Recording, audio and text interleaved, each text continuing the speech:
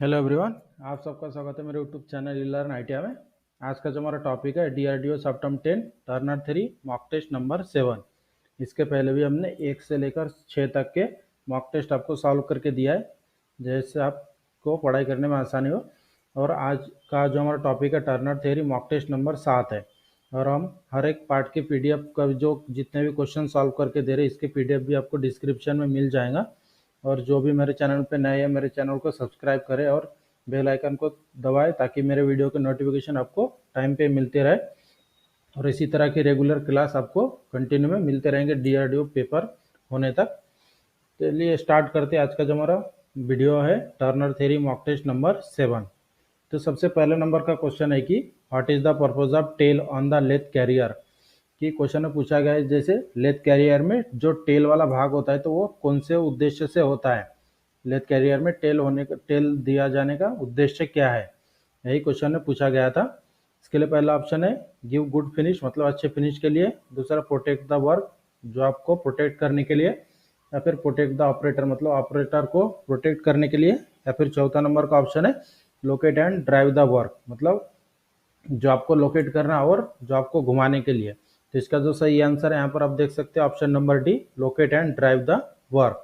Next question, what is the name of device use to drive the work during turning between centre. मतलब centre के बीच turning के दौरान जो आपको ड्राइव करने के लिए उपयोग किए जाने वाले उपकरण का नाम क्या है। जैसे जब हम कोई भी जॉब को हम बिटवीन सेंटर में करते हैं तो उस समय जॉब को घुमाने के लिए एक उपकरण का उपयोग किया जाता है। तो उस उपकरण का नाम क्या है, यही क्वेश्चन में पूछा है। तो इसके लिए पहला ऑप्शन है लेथ कैरियर, दूसरा कैच प्लेट, तीसरा ड्राइविंग प्लेट और चौथा है फेस प्लेट। तो जैसे क्वेश्चन में पूछा गया था कि बिटवीन सेंटर में जॉब को करते समय जॉब को ड्राइव करने के लिए किसका उपयोग किया जाता है, तो इसका जो आंसर है option number A, lathe carrier. Next question, which method of thread forming produce thread on non metal. Thread उत्पादन की कौन सी विधि अधातु में थ्रेड उत्पादन के लिए उपयोग की जाती है। मतलब जैसे क्वेश्चन में पूछा गया है कि थ्रेड बनाने का वह कौन सा विधि है जो नॉन मेटल के ऊपर थ्रेडिंग बनाए तैयार किया जाता है। तो इसके लिए पहला ऑप्शन है थ्रेड कास्टिंग, दूसरा थ्रेड मिलिंग, तीसरा थ्रेड रोलिंग और चौथा ऑप्शन है थ्रेड ग्राइंडिंग। तो जैसे क्वेश्चन में पूछा गया था कि थ्रेड उत्पादन की वह कौन सी विधि है जो अधातु के ऊपर थ्रेड उत्पादन की जाती है। तो इसका जो सही आंसर है option number A, thread casting. Next question, which method of thread forming dose not produce chip and use in mass production. मतलब मास प्रोडक्शन में चिप्स रहित, मतलब जैसे मास प्रोडक्शन में चिप को बिना निकाले थ्रेड उत्पादन की वह कौन सी विधि का उपयोग किया जाता है। मतलब क्वेश्चन में जैसे पूछा गया है कि मास प्रोडक्शन में थ्रेड बनाते समय वह कौन सी विधि है जिसमें चिप्स नहीं निकालता है। तो इसके लिए पहला ऑप्शन है टैप एंड डाई, दूसरा थ्रेड रोलिंग, तीसरा थ्रेड मिलिंग और चौथा ऑप्शन है थ्रेड ग्राइंडिंग। जैसे क्वेश्चन में बोला गया था कि थ्रेड का वह कौन सा विधि है जिसके सहायता से हम थ्रेड बनाते समय चिप्स नहीं निकलता है। तो इसका जो सही आंसर है option number B, thread rolling. Next question, what is the reason for using dial indicator instead of scriber point in vernier height gauge. Vernier height gauge में स्क्राइबर पॉइंट के बजाय डायल इंडिकेटर का उपयोग करने का क्या कारण है। जैसे क्वेश्चन में पूछा गया है कि वर्नियर जो हाइट गेज होता है उसमें डायल इंडिकेटर का उपयोग करने का क्या रीजन है। तो इसके लिए पहला ऑप्शन है टू चेक एक्सेंट्रिसिटी, मतलब एक्सेंट्रिसिटी को चेक करने के लिए। या फिर दूसरा फॉर एक्यूरेट मार्किंग, मतलब एक्यूरेट मार्किंग करने के लिए। या फिर तीसरा ऑप्शन एक्यूरेट मेजरिंग करने के लिए। या फिर चौथा ऑप्शन है गुड अपियरेंस के लिए। तो जैसे क्वेश्चन में पूछा गया था कि वर्नियर हाइट गेज में डायल इंडिकेटर उपयोग करने का क्या कारण है, तो इसका जो सही आंसर है option number A, to check eccentricity. यहाँ पर आप देख सकते हैं एक्सप्लेनेशन भी यहाँ पर आपको एक डायग्राम में दिखाई दे रहा है। जो वर्नियर हाइट गेज है इसमें डायल लगा हुआ है, तो इसका जो काम होता है एक्सेंट्रिसिटी चेक करने के लिए इस टाइप का वर्नियर हाइट गेज उपयोग किया जाता है, डायल टाइप वाले। Next question, what is 1.5 stand for metric thread design as M12 into 1.5 mm। मतलब क्वेश्चन में पूछा गया कि जैसे M12 एक टैप का साइज है, इसमें 1.25 क्या दर्शाता है, मतलब 1.2 का क्या अर्थ होता है या फिर क्या दर्शाता है, यही क्वेश्चन में पूछा गया है। जो M12 इंटू 1.25 दिखाया गया है तो 1.25 क्या होता है, यही क्वेश्चन में पूछा है। तो इसके लिए पहला ऑप्शन है मेजर डायमीटर ऑफ थ्रेड, मतलब थ्रेड का बड़ा डायमीटर। या फिर दूसरा ऑप्शन है minor diameter of thread. Minor diameter of thread मतलब थ्रेड का छोटा डायमीटर, या फिर डेप्थ ऑफ थ्रेड, थ्रेड मतलब थ्रेड का डेप्थ, या फिर पिच ऑफ द थ्रेड, या फिर पिच, थ्रेड का पिच बता रहा है। तो जैसे क्वेश्चन में पूछा गया था कि M12 इंटू 1.5 में से 1.5 क्या दर्शाता है, तो इसका जो सही आंसर है option number D, pitch of thread. मतलब M12 का जो टैप है इसका जो पिच होता है 1.25, ये क्वेश्चन में दर्शाया गया है। और स्टैंडर्ड में हम देखें तो M12 का जो पिच होता है 1.75 होता है स्टैंडर्ड, लेकिन क्वेश्चन में सिर्फ यही पूछा गया था कि जो M12 के साथ मल्टीप्लाई बाय 1.25 बताया गया, तो 1.25 का मीनिंग क्या होता है। तो इसका जो सही आंसर था D, pitch of thread. Next question, what is formula for finding depth of BSW external thread. BSW external thread की अगर हमें डेप्थ निकालना है तो उस समय कौन से फार्मूला का उपयोग किया जाता है, यही क्वेश्चन में पूछा है। तो इसके लिए पहला ऑप्शन है 0.6134 इंटू पिच, दूसरा ऑप्शन है 0.6403 इंटू पिच, और तीसरा ऑप्शन है 0.7 इंटू पिच, और चौथा ऑप्शन है 0.5 इंटू पिच। तो जैसे क्वेश्चन में बोला गया था कि BSW थ्रेड मतलब ब्रिटिश स्टैंडर्ड विथवर्थ थ्रेड कि अगर हमें डेप्थ कैलकुलेशन करना है तो उस समय कौन सा फार्मूला का उपयोग किया जाता है, तो इसका जो सही आंसर है option number B, 0.6403 into pitch. यह होता है BSW थ्रेड का डेप्थ। और मेट्रिक थ्रेड अगर पूछा रहता तो ये उसका पहला ऑप्शन हो जाता था आंसर, लेकिन क्वेश्चन में BSW थ्रेड पूछा है, तो इसका जो आंसर है यहाँ पर आप देख सकते हैं नीचे option number B, 0.6403 into pitch. Next question, what is the name of thread. यहाँ पर आपको स्क्रीन पर एक थ्रेड का डायग्राम दिखाया गया है जिसमें 29 डिग्री दिखाया है थ्रेड का एंगल। यहाँ पर डेप्थ, क्रेस्ट, रूट बताया गया है। तो जो यहाँ पर आपको थ्रेड बताया है, तो इस थ्रेड को हमें पहचानना है कि ये कौन से टाइप का थ्रेड है। तो इसके लिए पहला ऑप्शन है स्क्वायर थ्रेड, दूसरा एक्मे थ्रेड, तीसरा शॉर्ट टूथ थ्रेड, और चौथा ऑप्शन है बटरस थ्रेड। तो जो क्वेश्चन में यहाँ पर आप देख सकते हैं स्क्रीन पर जो डायग्राम दिखाया गया है थ्रेड का, ये जो हमारा थ्रेड है इसका जो सही आंसर है option number B, acme thread. Thread का डायग्राम से हमें किस तरह से पहचान सकते हैं हम, तो जो अगर थ्रेड में जो एंगल दिया जाता है, एंगल के सहायता से हम पहचान सकते हैं कि ये कौन से टाइप का थ्रेड है। Next question, which diameter is maintain in job for making thread bye rolling. मतलब रोल करके थ्रेड बनाने के लिए जॉब में कौन सा व्यास बनाए रखा जाता है। अगर मान लीजिए कि हमें थ्रेड रोलिंग की सहायता से हमें थ्रेड करना है, तो जॉब को कौन से डायमीटर में तैयार करके रखा जाता है, यही क्वेश्चन में पूछा है। तो इसके लिए पहला ऑप्शन है मेजर डायमीटर, दूसरा माइनर डायमीटर, तीसरा पिच डायमीटर, या फिर चौथा रूट डायमीटर। तो जैसे क्वेश्चन में पूछा गया था कि रोलिंग करके थ्रेड बनाते समय जॉब का कौन सा डायमीटर बना के रखा जाता है, तो इसका जो सही आंसर है option number B, option number C, pitch diameter. Pitch diameter को पहले से तैयार करके रखा जाता है, उसके बाद रोलिंग करके थ्रेड उसमें दिया जाता है। Next question, which types of thread is produced by tap and die. Tap and die के सहायता से हम कौन से थ्रेड का निर्माण करते हैं, यही क्वेश्चन में पूछा गया है। इसके लिए पहला ऑप्शन है स्क्वायर थ्रेड, दूसरा एक्मे थ्रेड, तीसरा वी थ्रेड, और चौथा ऑप्शन है शॉर्ट टूथ थ्रेड। तो जैसे क्वेश्चन में पूछा गया था कि टैप और डाई के सहायता से कौन से थ्रेड का निर्माण किया जाता है, तो इसका जो सही आंसर है option number C, V thread. V type के थ्रेड ही टैप और डाई से तैयार किए जाते हैं। Next question, what types of thread can be produced by die. Die की सहायता से कौन से प्रकार का थ्रेड बनाया जाता है, यही क्वेश्चन में पूछा है। तो इसके लिए पहला ऑप्शन है इंटरनल वी थ्रेड, दूसरा एक्सटर्नल वी थ्रेड, तीसरा इंटरनल स्क्वायर थ्रेड, और चौथा ऑप्शन एक्सटर्नल स्क्वायर थ्रेड। जैसे क्वेश्चन में पूछा गया था कि डाई के सहायता से कौन से प्रकार का थ्रेड बनाया जाता है, तो इसका जो सही आंसर है option number B, external V thread. ध्यान में रखिए कि डाई की सहायता से एक्सटर्नल थ्रेड किया जाता है और टैप की सहायता से इंटरनल थ्रेड किया जाता है।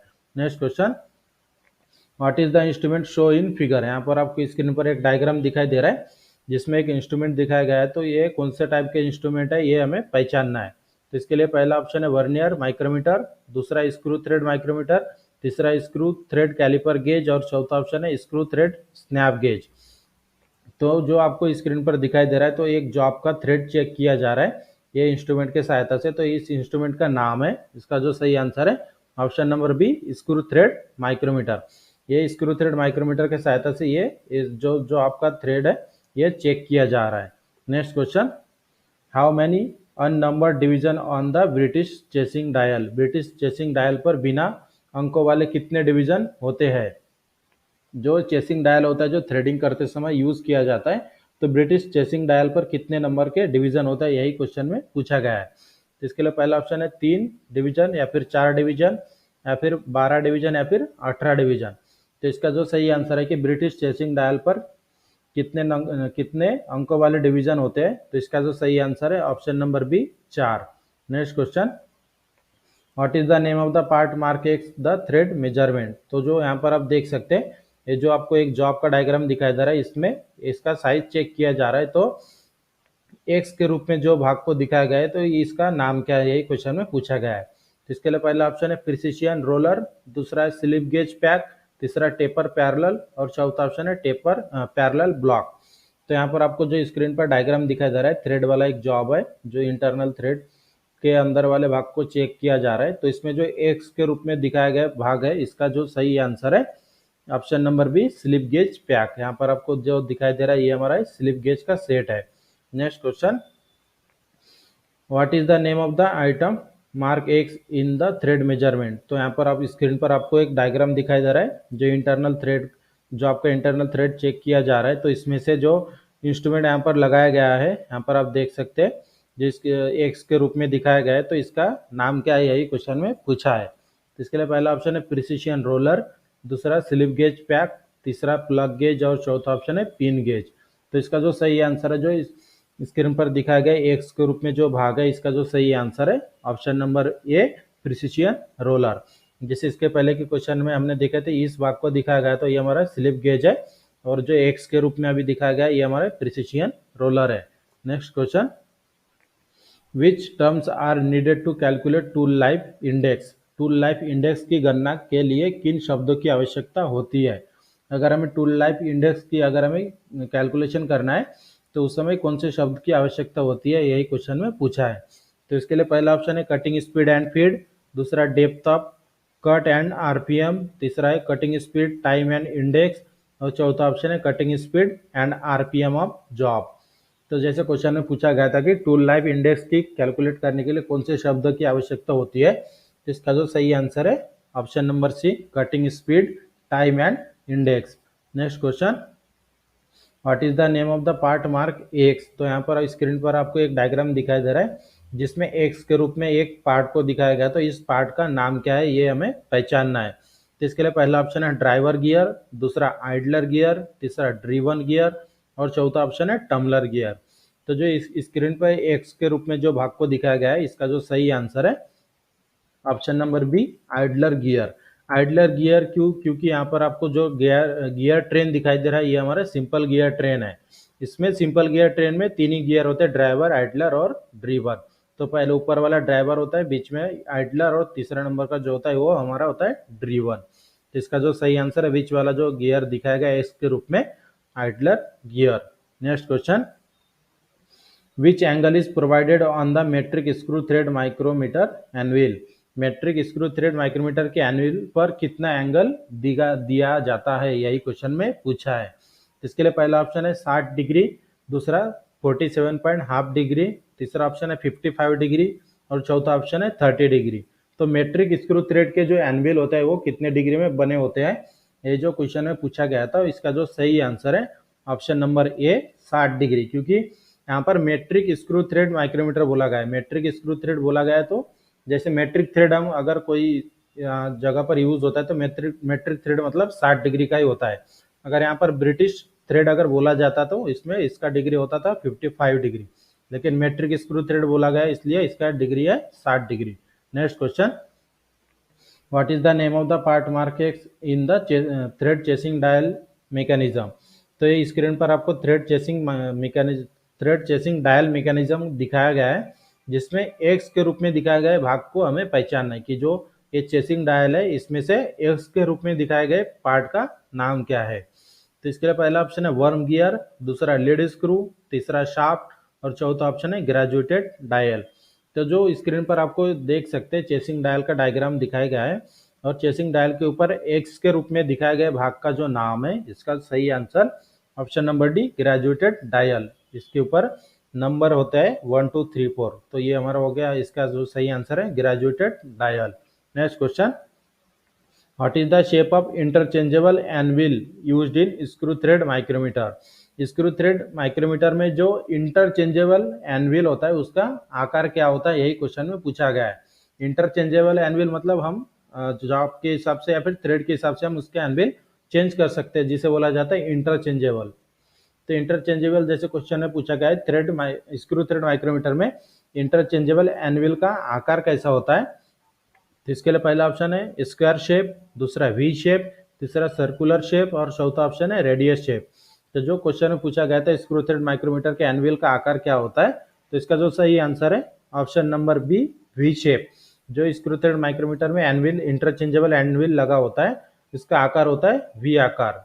Next question, what is the name of the operation. तो यहाँ पर आपको एक स्क्रीन पर डायग्राम दिखाई दे रहा है, तो इसमें से ये कौन से ऑपरेशन का डायग्राम है ये हमें पहचानना है। तो इसके लिए पहला ऑप्शन है टैपिंग, दूसरा थ्रेड ग्राइंडिंग, तीसरा थ्रेड रोलिंग या फिर चौथा ऑप्शन है थ्रेड मिलिंग। तो जो स्क्रीन पर आपको डायग्राम दिखाई दे रहा है ये हमारा बीच वाला जॉब है, बाकी ये हमारा जो जॉब के ऊपर थ्रेडिंग किया जा रहा है उसका भाग है। तो इसका जो सही आंसर है option number C, thread rolling. तो थ्रेड रोलिंग की सहायता से ये जॉब के ऊपर थ्रेडिंग किया जा रहा है। तो जो थ्रेड रोलिंग बोला गया है तो ये एक रोलर है, ये दूसरा रोलर, दो रोलर के बीच में जॉब को बिठाकर थ्रेड रोलिंग के सहायता से जॉब के ऊपर थ्रेडिंग किया जाता है।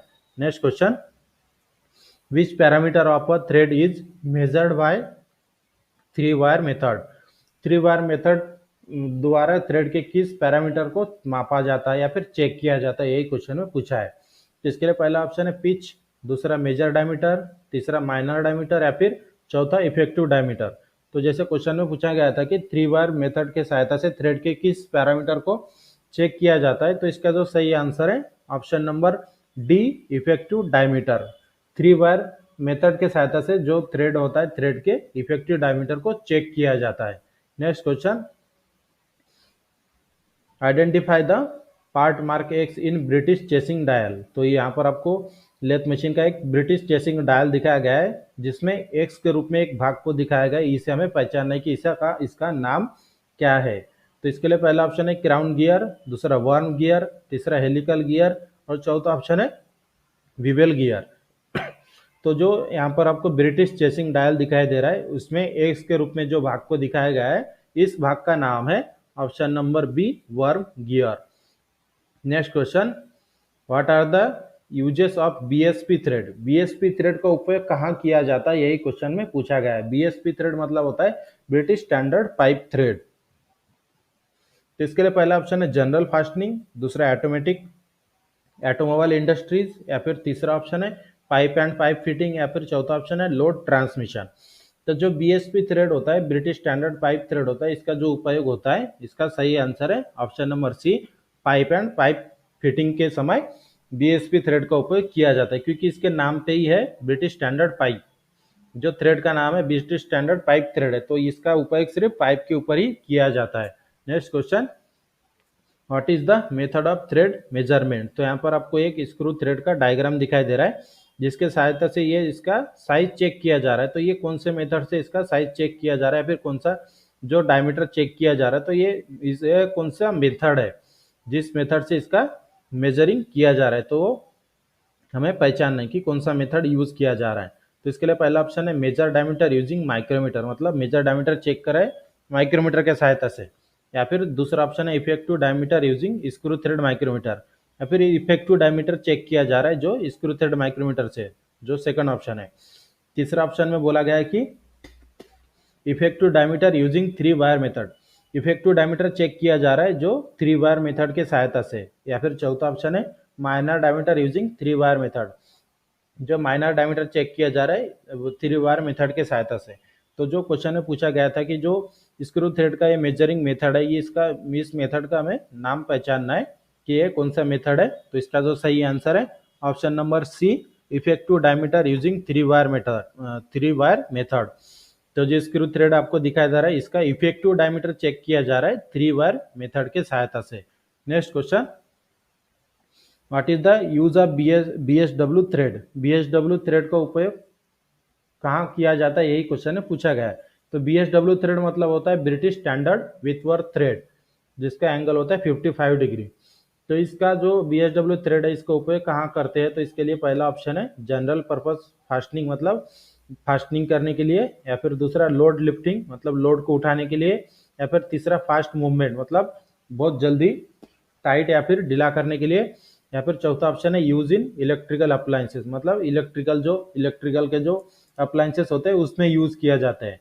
तो जैसे क्वेश्चन में पूछा गया था कि BSW थ्रेड का उपयोग कहाँ किया जाता है, तो इसका जो सही आंसर है ऑप्शन नंबर ये जनरल पर्पस फास्टनिंग मतलब जनरल फास्टनिंग पर्पस करने के लिए BSW थ्रेड का उपयोग किया जाता है। जनरल फास्टनिंग पर्पस फास्टनिंग मतलब क्या होता है, जैसे साधारण कोई भी नट बोल्ट के सहायता से हम कोई भी दो पार्ट को जोड़ते हैं तो उसे बोला जाता है general fastening purpose. Next question, which is the types of gear train.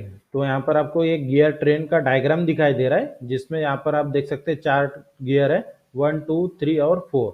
तो ये हमारा कौन सा टाइप का गियर ट्रेन है जो डायग्राम में दिखाया गया है, तो इसे हमें पहचानना है। तो इसके लिए पहला ऑप्शन है सिंपल गियर ट्रेन, दूसरा कंपाउंड गियर ट्रेन, तीसरा रिवर्टेड गियर ट्रेन और चौथा ऑप्शन है ट्रिपल गियर ट्रेन। तो जो स्क्रीन पर आपको डायग्राम दिखाया गया है गियर ट्रेन का, तो इस गियर ट्रेन का नाम है option number B compound gear train.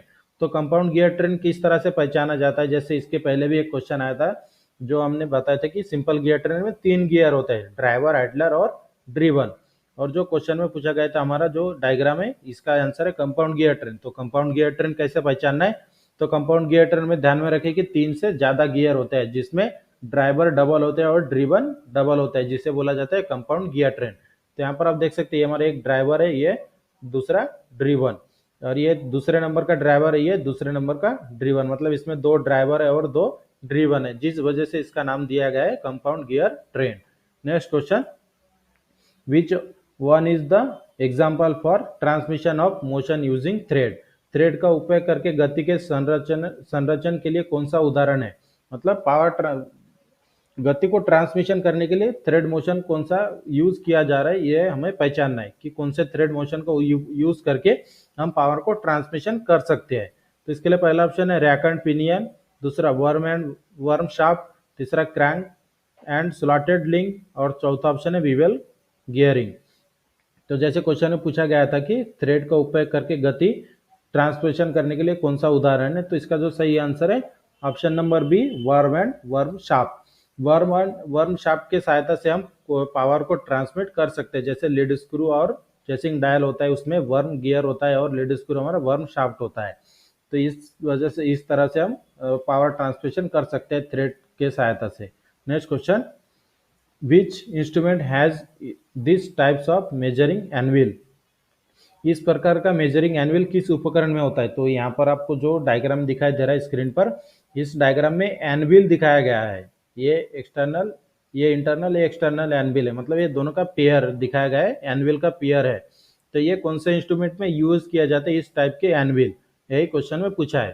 तो इसके लिए पहला ऑप्शन है स्क्रू थ्रेड माइक्रोमीटर, दूसरा बॉल माइक्रोमीटर, तीसरा टम्बलर माइक्रोमीटर और चौथा ऑप्शन है डिजिटल माइक्रोमीटर। तो जैसे क्वेश्चन में पूछा गया था कि जो स्क्रीन पर दिखाया गया एनविल है, एनविल कौन से मेजरिंग इंस्ट्रूमेंट में यूज करते हैं, तो इसका जो सही आंसर है option number A screw thread micrometer. तो ये जो आपको एनविल दिखाई दे रहा है ये एनविल है स्क्रू थ्रेड माइक्रोमीटर के। Next question, which types of thread is used in screw jack spindle. Screw jack spindle में कौन से टाइप के थ्रेड का उपयोग किया जाता है, यही क्वेश्चन में पूछा है। तो इसके लिए पहला ऑप्शन है BSW थ्रेड, दूसरा BSF थ्रेड, तीसरा स्क्वायर थ्रेड और चौथा ऑप्शन है वर्म थ्रेड। तो जो स्क्रू जैक होता है हमारा, स्क्रू जैक में जो थ्रेड यूज किए जाते हैं वो थ्रेड है हमारा option number C square thread. Screw jack जो भी स्क्रू जैक होता है उसमें स्क्वायर थ्रेड का ही उपयोग किया जाता है लिफ्टिंग लोड के लिए। इस तरह से आज के हम क्लास में आपको 30 क्वेश्चन इंपॉर्टेंट क्वेश्चन आपको सॉल्व करके दिया है। इसी तरह के रेगुलर क्लास के लिए आपको मेरे चैनल को सब्सक्राइब करके बेल आइकन को दबाना होगा, जिससे आपको मेरे हर एक इंपॉर्टेंट क्लास की नोटिफिकेशन आपको मिलती रहे, जिसमें आपको पढ़ाई करने में आसानी हो। और हमारी वीडियो अच्छी लगी तो हमारे चैनल को सब्सक्राइब करें और शेयर करें और